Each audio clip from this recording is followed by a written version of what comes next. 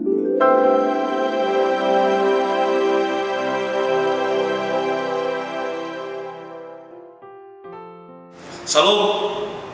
Bapak Ibu terkasih di dalam nama Tuhan Yesus Kristus. Pada siang hari ini kita bertemu kembali dalam mimbar BKG yang ketiga. Dan hari ini kita akan dilayani oleh Pastor Lawrence dari Gereja Katolik Kota Batam. Mari kita bersama-sama menerima berkat Tuhan, berkat firman Tuhan melalui mimbar BKG. Tuhan Yesus memberkati, selamat menyaksikan. Salam. Salam Bapak Ibu, saudara-saudari sekalian, jemaat beriman Kristiani yang terkasih dalam Yesus Kristus. Mari kita mengawali acara mimbar agama Kristen dengan berdoa. Allah yang Maha Kuasa dan Kekal, bukalah pikiran dan hati kami agar renungan yang kami bawakan ini menjadi inspirasi untuk menuntun kehidupan setiap hari. Jadikanlah kami pembawa kabar sukacita, kabar yang membawa sukacita serta kebangkitan bagi banyak orang. Singkirkanlah segala penghalang supaya firman ini benar-benar masuk dan menjiwai seluruh umat beriman. Karena Engkaulah Allah kami kini dan sepanjang masa. Amin. Ibu bapak, saudara-saudara umat Allah yang terkasih dalam Yesus Kristus, saya memberi judul renungan kita kali ini dalam acara mimbar agama Kristiani, yaitu penderitaan membawa kenikmatan. Adalah suatu bentuk ironi dan tak lazim kalau menceritakan atau mewartakan penderitaan, duka cita, kesengsaraan, dan yang sejenisnya.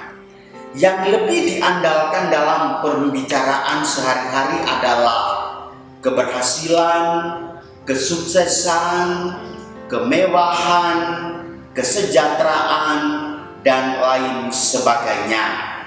Fakta ini sungguh berbeda bila disandingkan dengan kenyataan iman.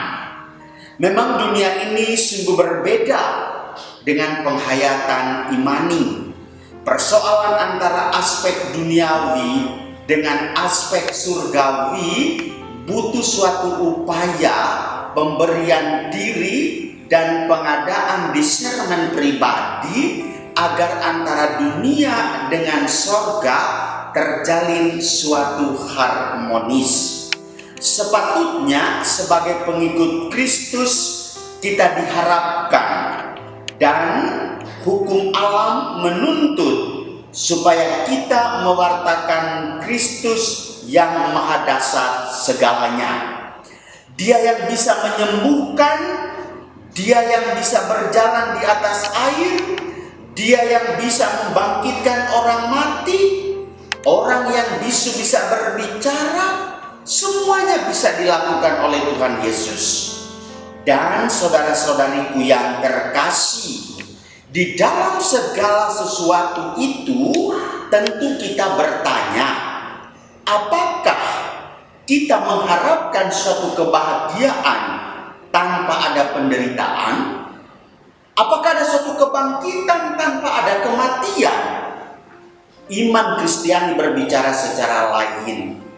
Justru penderitaan itu akan mendatangkan kematian dan kematian akan mendatangkan kebangkitan. Ini harus dimengerti secara teologis karena Rasul Paulus dalam suratnya kepada jemaat di Roma mengatakan bahwa mewartakan Kristus yang tersalib harus dipahami dalam konteks pewartaan Kristus yang menderita. Dengan mewartakan yang menderita, maka kita akan sampai kepada kebangkitan. Rasanya aneh bin ajaib, tapi sungguh nyata. Apakah harus disesali? Sesungguhnya adalah tidak perlu disesali. Malahan sebaliknya, berbanggalah menjadi pewarta Kristus yang tersalib, Kristus yang menderita. Saudara-saudara umat beriman yang terkasih, situasi pandemi COVID-19 masih saja terus merajalela. Untuk Kota Batam khususnya, kita melewati bagian-bagian yang dalam keadaan tertentu kita merasa aman. Tetapi belakangan ini sudah mulai muncul lagi para penderita positif corona. Lalu kita bertanya, apakah kita harus lari menghindari corona itu? Ingat saudara-saudariku, Bapak Presiden Republik Indonesia, Insinyur Jokowi pernah mengatakan, berdamailah dengan corona. Saya sebagai hamba Tuhan mengajak jemaat beriman sekalian untuk melihat bahwa sesungguhnya corona, virus COVID-19 adalah suatu wabah yang harus dihadapi dengan kekuatan iman. Tanpa kekuatan iman, kita akan menjadi loyo, letih, dan lesu. Lihat saja ketika pemerintah mengizinkan pembukaan rumah-rumah ibadah dan dengan menerapkan protokol kesehatan, kita diajarkan dan dianjurkan untuk melaksanakan ibadah dengan memakai acara protokol kesehatan. Masih banyak juga jemaat yang tidak datang. Apakah corona ini juga mematikan iman Anda sekalian? Apakah iman kita menjadi loyo dan letih karena hanya menghadapi corona ini? Saya pribadi tidak mengatakan corona itu berbahaya atau tidak, karena itu urusan tim medis.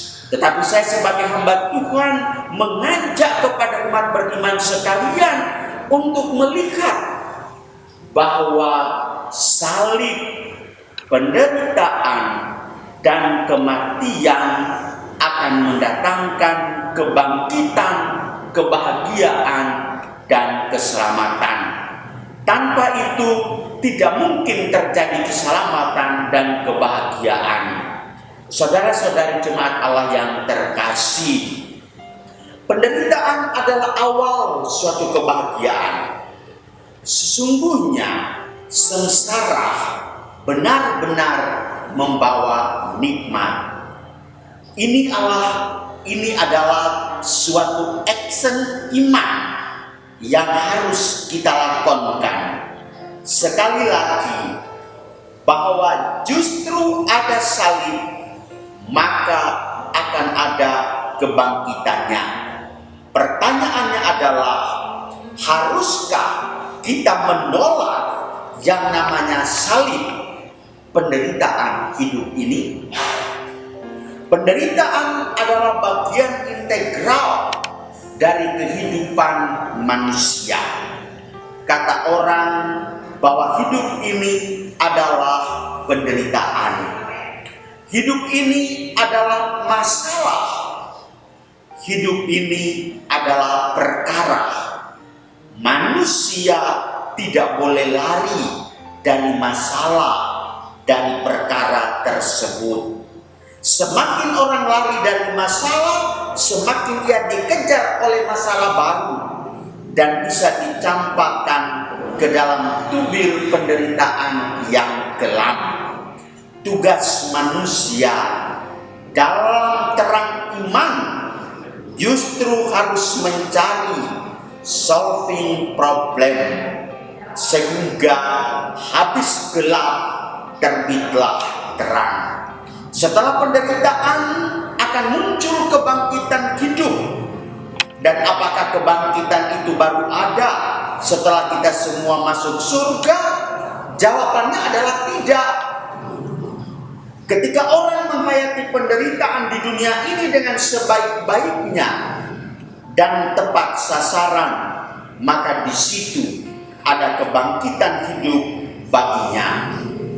Konsep penderitaan yang membutuhkan pengorbanan harus sungguh nyata dalam Mada Yesaya bab 58 ayat 7 sampai 10. Bunyinya demikian: bagikanlah makananmu kepada orang lapar, dan bawalah orang gelandangan ke rumahmu. Apabila engkau melihat orang telanjang, berilah dia pakaian, dan janganlah menyembunyikan diri terhadap saudaramu sendiri. Pada waktu itulah cahaya akan merekah laksana fajar, dan kesehatanmu akan segera pulih. Nah, inilah seruan Nabi Yesaya yang sangat-sangat membangkitkan semangat hidup kita. Oleh karena itu, kita patut berbangga dan bersyukur di dalam lingkungan gereja kita, dalam persekutuan BKAG Kota Batam.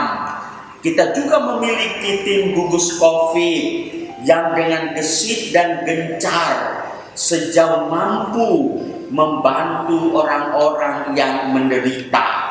Justru dengan berbagi itulah akan merekah kesehatan dan kesejahteraan sesama. Disinilah tampak betapa orang Kristiani dipanggil untuk menjadi garam dan terang dunia. Injil Matius bab 5 ayat 13 sampai dengan 16. Jemaat Allah yang terkasih dalam Yesus Kristus, menjadi garam dan terang dunia adalah orang yang siap melarutkan diri, dan di dalam penghayatan iman terdapat suka duka kehidupan sesama agar hidup ini terasa enak. Betapa kita ikut dalam penderitaan orang lain ketika seseorang itu mengalami duka cita. Betapa kita berempati ketika orang itu mengalami penderitaan yang membuat kita harus peduli. Meski demikian, harus tetap diwaspadai bahwa diharapkan supaya kita harus tahu dengan sungguh dan menempatkan diri dengan benar dan tepat, agar jangan salah kaprah atau salah sasaran hanya demi menjadi garam dan terang dunia. Jemaat beriman yang terkasih dalam Yesus Kristus, orang Kristen menjadi garam dan terang dunia berarti dia membuat sesama dan segalanya menjadi lebih enak, indah, lezat, dan damai. Tak mungkin kita membagi diri tanpa memberi. Garam dan cahaya tidak tinggal pada dirinya, tetapi melarut dan mencurah. Andai kata semakin banyak orang yang mau memberi, lalu mencurahkan berbagai kebaikan yang ada dalam dirinya pada orang lain, dunia kita akan berubah menjadi dunia yang enak dan benderang. Semakin aku mau memberi, semakin aku berada di hati orang dan di hati Tuhan, agar semakin ada bagi orang lain yang adalah citra Tuhan. Inilah suatu ungkapan yang sangat indah dan menarik. Sekali lagi saya katakan, semakin Anda berada bagi orang lain, maka Anda juga berada bagi Tuhan. Semakin terjangkau luasnya cahaya yang Anda pancarkan, maka semakin bermakna kehidupan sesama. Sebab apa? Apalah artinya sebuah lilin bila tak bernyala dan tetap utuh? Lilin itu, saudara-saudariku yang terkasih, kalau Anda panjangkan dia tidak akan berdaya guna kalau dia tidak meleleh dan menjadi habis. Tetapi dia akan dinyalakan, maka di sanalah cahaya kehidupan akan menjadi merekah.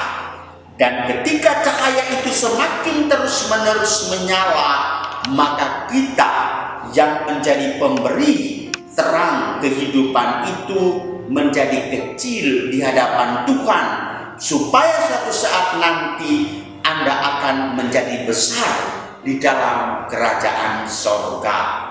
Jemaat Allah yang terkasih, disinilah letak keindahan hidup orang Kristiani yang menjadikan hidup ini lebih hidup, di mana harus ditandai dengan penderitaan ketika berjuang untuk menjadi garam dan terang dunia. Yesus diwartakan harus menderita.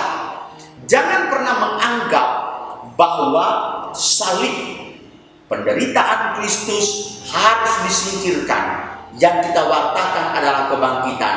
Kalau memang demikian, maka kita semua ini sudah masuk surga. Tetapi sesungguhnya perjuangan kita untuk masuk ke dalam kerajaan surga butuh pengorbanan, butuh pemberian diri, butuh mengandung rasa empati, di mana harus ditandai dengan penderitaan ketika berjuang untuk menjadi garam dan terang dunia. Dengan demikian, saudara-saudariku yang terkasih, terwujudlah amanah Paulus kepada jemaat di Korintus, yakni wartakanlah Kristus yang tersalib, yang menderita. Memang penderitaan itu enak, karena dari penderitaan wafat dan akan muncul kebangkitan. Dari sengsara akan membawa nikmat, dari gelap terbitlah terang. Saudara-saudari jemaat Allah yang terkasih, dengan demikian menghadapi situasi corona yang masih saja terus merajalela ini, saya mengajak jemaat beriman sekalian, jangan sampai imanmu juga mengalami virus corona. Kalau seandainya iman kita juga diterpa dan didera oleh virus corona, maka mau jadi apa sebagai pengikut Kristus? Pengikut Kristus yang sejati adalah pengikut Kristus yang siap menghadapi berbagai penderitaan hidup dengan mengandalkan Tuhan Yesus dalam seluruh perjalanan hidupmu. Maka kita semua suatu saat nanti akan mengalami kebangkitan hidup. Tuhan memberkati kita semua. Mari kita akhiri dengan doa. Allah Bapa yang bertakhta dalam kerajaan sorga, kami semua umat-Mu memuji dan memuliakan nama-Mu. Namun dalam hal-hal tertentu, di tengah kehidupan dunia yang bergejolak dengan wabah virus ini, kami juga merasa jauh dari Engkau. Kami takut dengan penderitaan duniawi dan kami lupa akan campur tangan-Mu. Oleh karena itu, ulurkanlah rahmat-Mu, salurkanlah kasih-Mu, teguhkanlah iman kami semua agar tetap berani mengandalkan Dikau, karena Engkau adalah andalan satu-satunya. Karena Engkaulah Allah kami yang hidup dan berkuasa kini dan sepanjang segala masa. Amin. Shalom. Tuhan memberkati kita semua.